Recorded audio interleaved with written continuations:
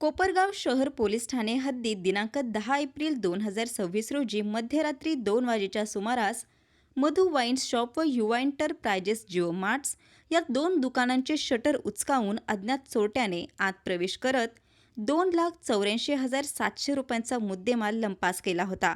या प्रकरणी कोपरगाव शहर पोलीस ठाण्यात भारतीय न्याय संहितेच्या कलम 305 अ 331(4) प्रमाणे चोरीचा गुन्हा दाखल करण्यात आला होता।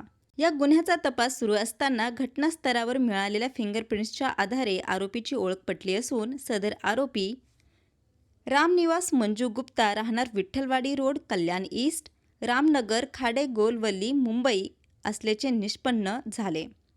त्यानंतर पोलिसांनी आरोपीला बीड येथून ताब्यात घेत दिनांक 7 मे रोजी सायंकाळी कोपरगाव शहर पोलीस ठाण्यात आणले। तपासादरम्यान पोलीस निरीक्षक रामकृष्ण कुंभार, सहाय्यक पोलीस निरीक्षक दीपक रोडे, संदीप सोने व त्यांच्या पथकाने आरोपीस घटनास्थळी नेऊन स्थळ पाहणी केली तसेच गुन्ह्याबाबतची माहिती जाणून घेतली।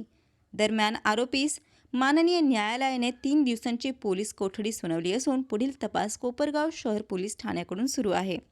संवाद महाराष्ट्रासाठी रवी वाघडकर, कोपरगाव।